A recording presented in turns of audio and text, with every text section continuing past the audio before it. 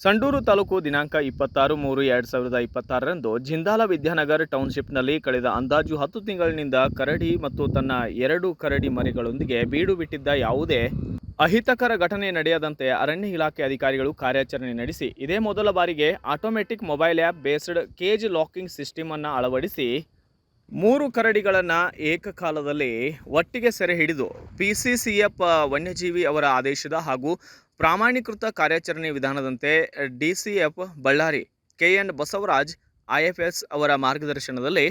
ACF Sharanakumar, RFO Syed Dada Kalandar, RFO Manjunath, DRFO Mohan Guruswamy ಹಾಗೂ BFO Venkatesh ಮತ್ತು ಶ್ರೀಧರ್ ಅವರ ಸಿಬ್ಬಂದಿಗಳು ಮತ್ತು ಪಶುವೈದ್ಯರಾದಂತಹ ಡಾಕ್ಟರ್ ಪ್ರಕೃತಿ ಹಾಗೂ ವೈಲ್ಡ್ಸ್ ಲೈಫ್ ಎಸ್ಒಎಸ್ ಎನ್ಜಿಒ ಸಂಸ್ಥೆಯವರ ಸಹಯೋಗದಲ್ಲಿ ಸದರಿ ಕಾರ್ಯಾಚರಣೆಯನ್ನು ಯಶಸ್ವಿಯಾಗಿ ನಿರ್ವಹಿಸಿ ಮೇಲಾಧಿಕಾರಿಗಳ ಸೂಚನೆಯಂತೆ